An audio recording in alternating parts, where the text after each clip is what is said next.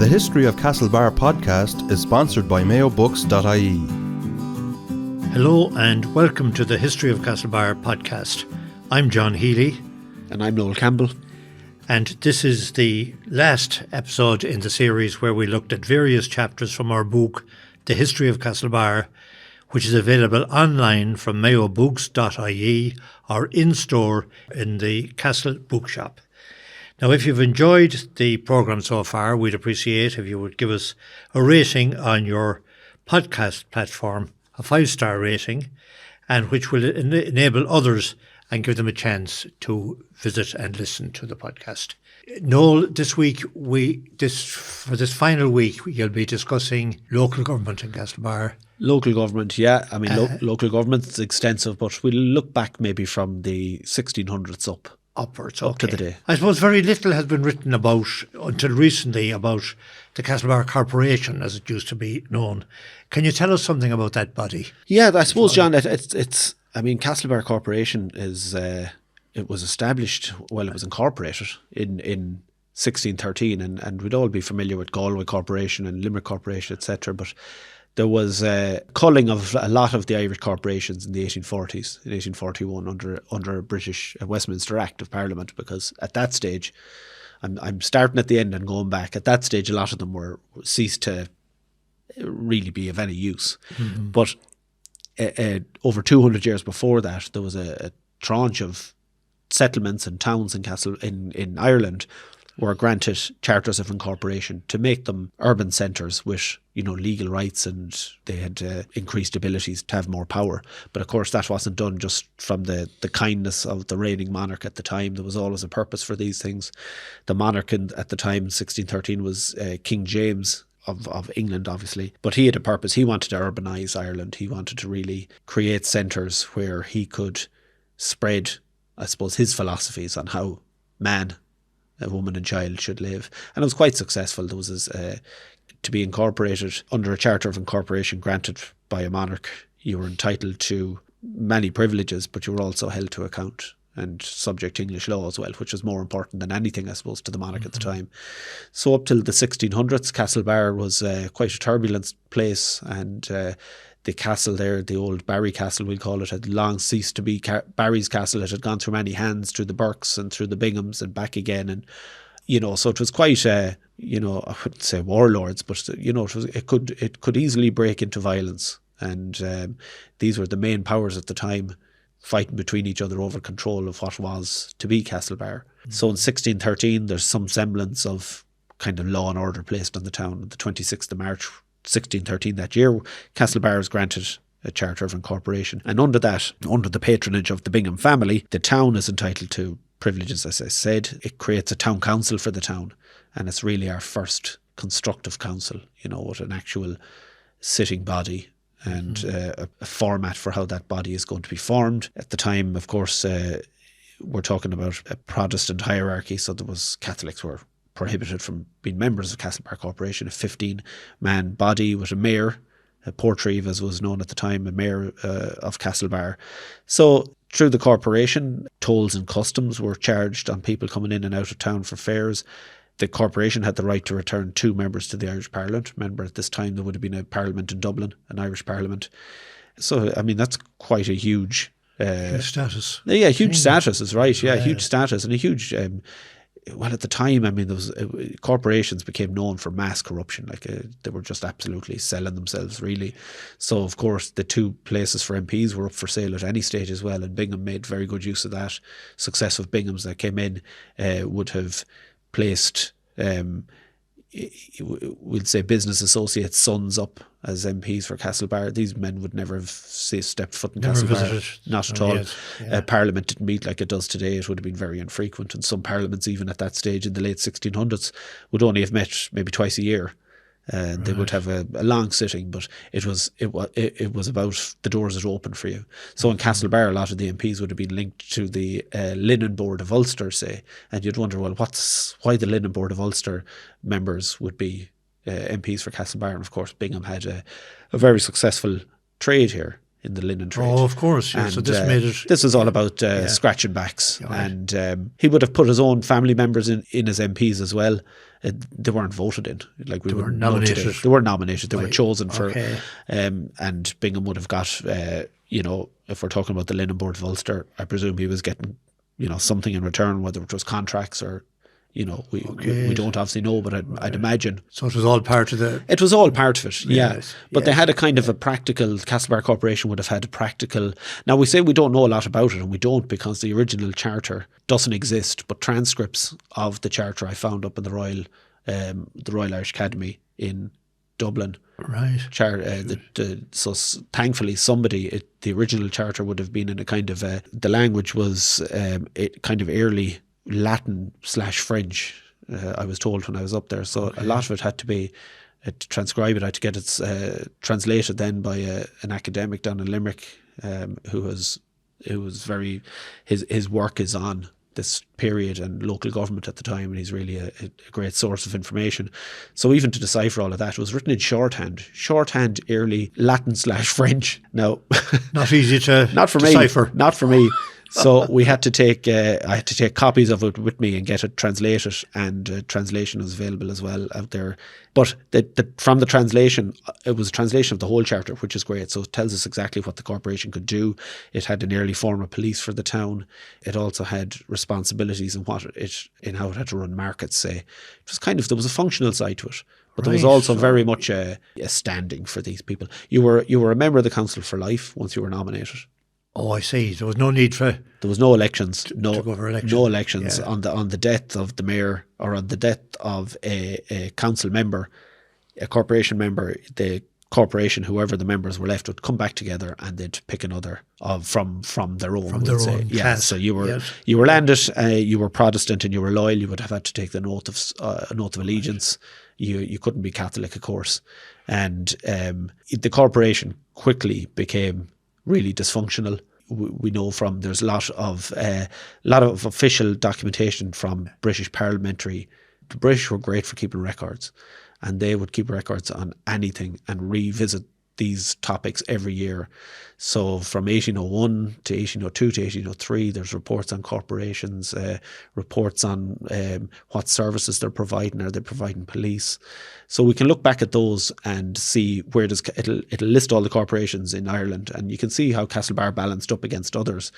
But really it was down to personalities, John. And if a corporation wanted to work, or if somebody wanted a corporation to work for the town, it would have. And if they wanted to be selfish and take what they can from it, they did that too. And that's what Castlebar did, really. They became a kind of closed. It was very much a closed shop. You had no input into this, and you had no contact with these men either, really. Okay. A lot of them would have been agents of the Binghams at the time, like Sinclair O'Malley and his father. But there was a very interesting report done at Castlebar Corporation in the 1830s, where British administrators were travelling the country to see. They reported, we've had so many complaints about corporations and how they're not doing anything, and the town is a disgrace, and there's piles of refuse, and there's no wells aren't being dug. What exactly are you doing? So they come down to Castlebar in the 1830s, and it's a very formal interrogation of the existing corporation members at the time. They find only about 4 or 5 in Castlebar that they could be picked out, and it's quite comical. If they were interviewing me as a corporation member and they're asking me who else are members, and I'd say, well, I think 20 years ago John Healy was made a member, but I'm not too sure, and I don't know if he's still in town. So there was a lot of this. The O'Malley family, who were agents to the Lucans, were pretty much running the corporation at the time, Sinclair O'Malley, and he was seen as a bit of he was a bit above his station maybe. So I know he would have been living in the Bingham residence when the Binghams were absentee, as they were for a long time. They had been really living in England at that stage. Right. And the corporation report that there was no mayor. No mayor had been elected for the longest time. They're not sure who the members are. One member was the Duke of Wellington. Again, Binghams were very friendly with the Duke of Wellington, and they would have bestowed this honour on him. how much of an honour he thought that was, it's beyond me. Did he even know about it? So he was a member of the Castlebar He was a member of the Corporation. Castlebar Corporation. So that shows it. That shows Yeah. the amount of activity these guys are doing. Yeah. But at that stage, really, all they were doing was hawking the MP seats for what they could get out of it. Yes, yeah. And Noel, at what stage, you said there it was the Protestant and landed class, insofar as they took any interest at all in it. But when did that begin to change? When did democracy, for want of a better word, creep into? It creeps in very government? slowly, yeah. So until the Daniel O'Connell's campaign for Catholic emancipation and repeal of the final penal laws, Catholics then become, I would say, in fairness, there's slow legislation enters to try and, we'll say, get the more prosperous Catholics involved, because there was still a lot of Catholics, I wouldn't say landed Catholics, but richer Catholics. Certainly in the 1850s, after the famine, Catholics become very involved in commerce in the town here in Castlebar, and with large farmers, they almost start forming informal unions on political lines and Catholic lines. So they start demanding that they want to start becoming involved in politics at the time. There was the Poor Law Acts of the 1830s created the Board of Guardians here in Castlebar, as they did in many of the other towns. Right. And elections were a little freer, shall we say. So people who had a certain amount of land, rateable land, could vote in that. So Catholics were starting to get involved in politics, and once you get your foot in the door, people want more. Of course, so and you start looking at your neighbour, your Protestant neighbour, thinking, I need to be involved in this as well. But we have a local authority formed in the 1850s after an act called the Town Improvements Act of 1854. It gives every town above a certain size permission to form a town board, another town council essentially. And that's really when Catholics become involved in local government here in Castlebar. And it's not long until, within 20 years, they're involved in the Home Rule Leagues under Isaac Butt, and land agitation then in the early 1800s. So quickly it goes from very Protestant local authorities in the early 1800s, and then just as you slip off into the latter half of the 1800s, things become start to heat up, and all of these, maybe it's Britain's worst fear was, look at, if we give them some, we're going to lose a lot. Yeah. And actually that is what happens, I suppose. Once Catholics have a platform like the Faulkners and James Daly and that, they use it to promote home rule and land agitation. Yeah. And really, by the time then the urban district councils come into existence in the early 1900s, it's basically, they're all nationalist bodies at that stage. It's the flavour of the month. So from that on, it was pretty much... It was. The landlord class was ousted. Oh, they were gone. Yeah, absolutely. And the Congested Districts Board was carving up the last of the big landlord properties around Ireland. Right. So you have... businessmen in the town like James Daly and James Faulkner, and these men who were, landlords in their own right. Faulkner had 15 to 20 properties in the town that he was renting out. So a landlord in his own right. James Daly was a grazier, which he would have hated 20 years ago. Grazier would have owned large swathes of land that would have just held livestock. So when people are clamouring for land, he had quite a sizable amount of land himself that he was holding for cattle. So there was all these kind of contradictions in these men, but they were the moneyed Catholics at the time, Catholics, and they had business. Yeah. And as they say, when you've cash in the game, that's when you're... Yeah, absolutely. And why wouldn't they be involved in it, I suppose, since a lot of the decisions that were being made at the town commissioners, they were called, which was the town board.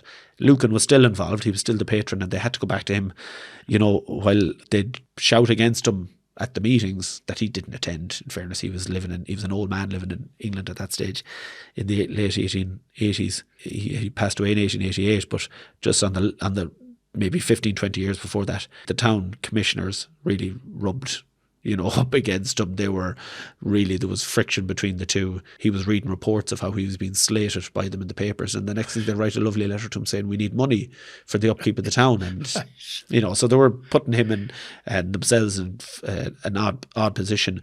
But the 1899 Local Government Act formed what we know the county councils today, and the UDCs, which became the town councils later. But it's the UDCs that really turn into, hotbeds of Really? nationalism. And in Castlebar, actually, there was one councillor who bucked the trend, and that was Alexander Larmeny, who was... Yeah, I was just going to say, was the unionist voice silenced completely? Obviously no, not. obviously not. I mean, he was... And I've always wondered, he was elected right up until he resigned, actually. He resigned in 1928. And he passed away in 1932. So he was an elderly man when he was still very active in politics and still getting elected. And these are through the turbulent years. right through, the Volunteers, 1916, the 1918 election where Sinn Féin swept the boards, 1920 election where Sinn Féin swept the local government elections. He's always in the top three of getting elected. So, I always wonder, there must have been a unionist vote there in some shape or form, but he also must have been quite an able man or an affable man, I'd say. He must have been. He was well got. He'd have to have been.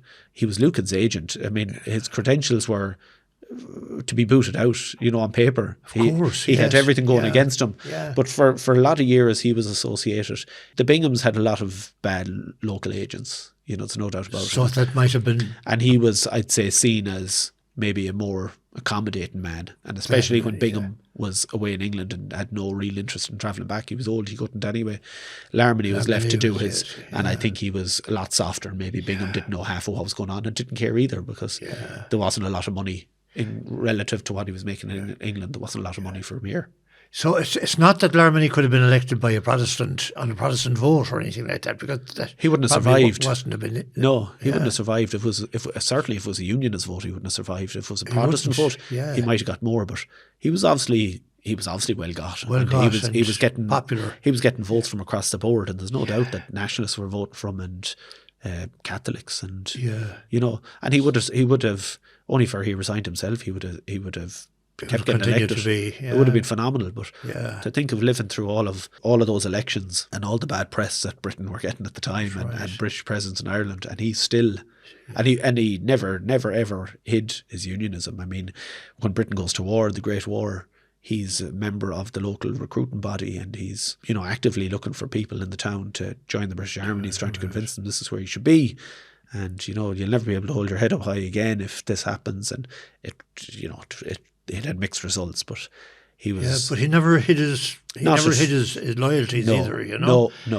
But he comes across as being, an affable man or a pleasant or a helpful man to the town. Yeah, I suppose, really. He was. He was a sort of a middleman to Lucan in a way, He was, and I think if they didn't have him and local boards, local authorities were writing directly to Lucan, I'd say they'd have an issue, because Larmeny always stayed on the boards. He was a member of the town commissioners.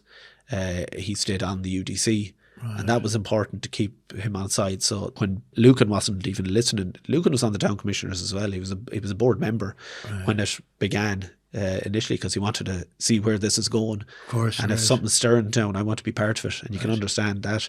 And when he moved out, he put his Larmeny stayed on as a member. But any time the councils wanted anything from Bingham, it went through. It didn't necessarily go through the chair of the councils. It went through Larmeny. Okay. So that was a softer approach. Yeah. So once you went through him, the chances were, And when we got, depends how you look at it, when we got, or when they were returned, land like the Mall, etc., that was all through Larmeny's to and fro with the Lucans at the time. Yeah. So, I'd say he softened a lot of, and it was probably a comfort knowing that you had that. Yeah. So the councillors could rant about nationalism and their feelings on that, but no, at the same time, when it came down to actually dealing with Lucan, we had this soft approach through Larmeny. And looking back all over the history of local government in the town, do you think Castlebar benefited from the work of the various urban authorities? As you said, there were a number of different I always manifestations of. Yeah, it's a shame we didn't have more, we'll say, deliberate local authorities earlier. There was always a reason for a local authority. Right. Castlebar Corporation was established to establish English law in the town, and that was the corporation's main, and have loyal British subjects orchestrating that and doling out that English law as well in terms of police, etc. So there was a purpose behind that, and of course it morphs over the years. The Poor Law Guardians were even just a body that was here to establish the workhouse on what is now the Sacred Heart Hospital grounds. That's as far as that was it. Went. And as time went on, the British authorities used the Poor Law Guardians to deliver so much more after that, whether it was burial grounds or medical treatments and dispensaries and stuff they had no business really doing. But there was no other tier of local government to deliver that. But of course that had their flaws as well. If it was established to do all of that, it probably would have been, I think obviously then in the 1850s when they have a Town Improvements Act and every town of a certain size is permitted to apply for town commissioners, the British saw that the Poor Law Guardians weren't fit for purpose anymore. Their main business was to raise money for building workhouses, get them built and run them, and that was it. So then the town commissioners come in, but the town commissioners had they could apply for way more powers, like lighting the town, which they did in Castlebar here. 1864, the town streets are lit by gaslight. Okay. You can imagine that from sheer darkness to, just a much safer, modern town. Yes. Poor Law Guardians were responsible for water quality in the town. The town commissioners, they could apply to have a police service in the town. They didn't do that. There was a cleaning service where they had to upkeep the streets, which was important for pretty, archaic traffic carts and that. You could get damaged quite easily, and a man could be put out of business for quite a while till he gets a cart repaired. So they had quite a lot of powers. And then the UDC, it's kind of unfortunate when you see a local authority starting to do its business properly, something goes wrong and they let themselves down nearly. So the UDC had a great start, and they were, this was going to be kind of home local government, if you want to call it, and we're going to show you how it's done. And of course, within 2 elections, they're fighting. Politics comes into it. But politics wasn't always in it, It wasn't, that's right. No, yes, I mean, for a long time, the UDC would have been... party politics wasn't in it at all, and traders would have put forward candidates, and tenants would have put forward candidates. And really, they worked as independents, a body of independents for a long time. There were no labels, no political labels at all. No. That only came in relatively... It did, and it seems to be kind of after, when it's quite clear that the Dáil is going to be either divided between Fianna Fáil or Fine Gael, they turn their eyes then on local government and want to conquer that, and then politics comes back into it. Noel, thanks very much. That's a very interesting overview of local government. Much more in the book, much more in that chapter, and thanks again for that. Thank you. Before we go to the ad break, we'll take a look at an ad from the past. Noel, I think you have something from the Connacht Telegraph of years gone by. I have an ad here, John, from the Connacht Telegraph 1937, and some of the names here might ring a bell with people. Having purchased the entire interest in the premises known as Clark's The Steps, we've decided to renovate same, and in doing so, we are compelled to make drastic reductions to our stocks. From Friday next, the 20th of August, until further notice, our clearance sale will be in full swing. Parsons & Co., shoe specialists, Castlebar. Remember the date, August the 20th. Now, 1937. Now, we're all familiar, and there's a photo in the book actually of what is now Parsons' shoe shop with steps outside it. And I would have been under the impression, John, that was what was known as Clark's The Steps. But you believe it might have been another area? I think it might have been another area. I think Brady's Steps, as it was known, up until, I suppose, the 1960s, whenever the steps were removed, was the premises right at the corner. I think it was known as Commercial House even before that. Commercial House, yeah. Commercial House was owned by a family called McCormick. The son of the house became a vet. He was a very popular man in Castlebar, became a vet, joined the British Army, then went off to live in Egypt, came back from Egypt in the 1920s several times to purchase horses, but was suspected by Michael Collins and the squad of being still a British spy, and he was shot dead on Bloody Sunday morning in his rooms in the Gresham Hotel. He was fined. He was a nephew of the Bishop of Galway, Dr. McCormick, as well, who in fact attended here at the opening of the Church of the Holy Rosary.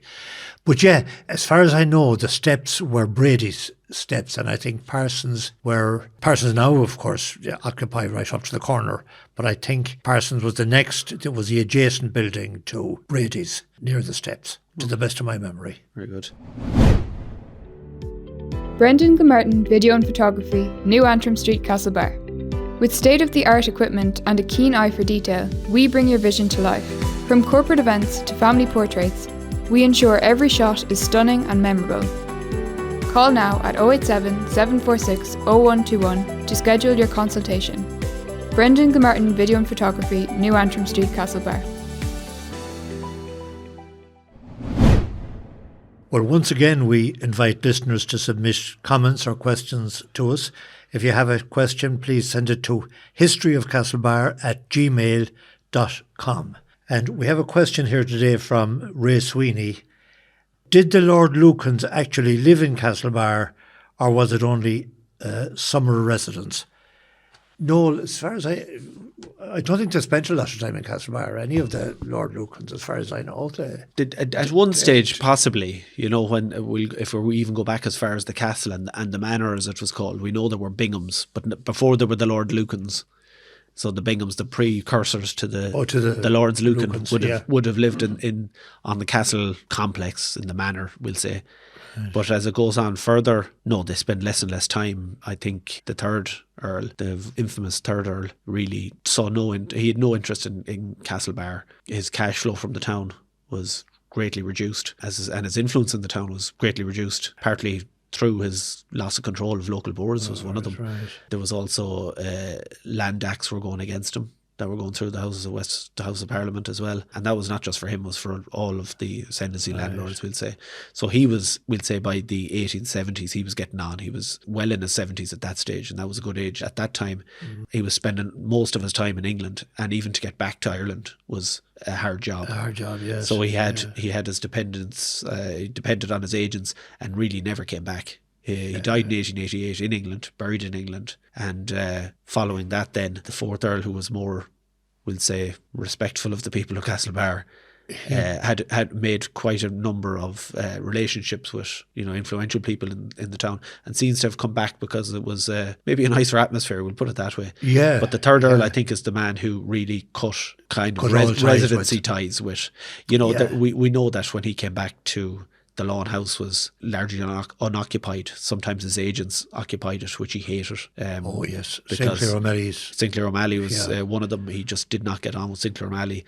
O'Malley tried to take on all the pomp of being the Earl, and he stayed in his house knowing that the Earl would not be back for months. Lucan detested that, and really he'd go through when he came back. There was, but I think part of it was they were paid off for the parliamentary seats when the Act of Union was passed, and they built a mansion in Laleham in Sussex or Middlesex. I think that's really where that's where they were. That became their seat. Yeah, absolutely. Because they lost. Yeah, they had their influence over an Irish Parliament that was now dissolved was gone.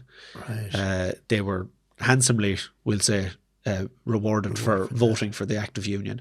Right. It was called compensation for losing their 2 seats, but it was it was a payoff. It was briberies for. It was, and at the time, actually, you could give up your seat and put in another MP, and that MP could vote as well. So there was lots of play acting around at the time of the passing of the Acts of Union.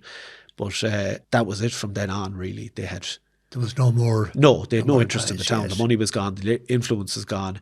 I think it was the third Earl's wife was not in favour of staying in mild, wet Castlebar, as opposed to, wherever she was, what square she was in London was much more her scene. Right. Castlebar wasn't the place to be.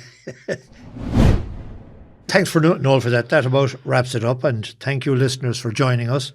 Our thanks to our producer, Brendan Gilbarton. This is the last in our series. The history of Castlebar is available online from mayobooks.ie or in-store in the Castle Bookshop. Thanks for listening. Thank you. The History of Castlebar podcast is sponsored by mayobooks.ie. The series is produced by me, Brendan Gilmartin. If you enjoyed the show, please tell a friend and leave a review.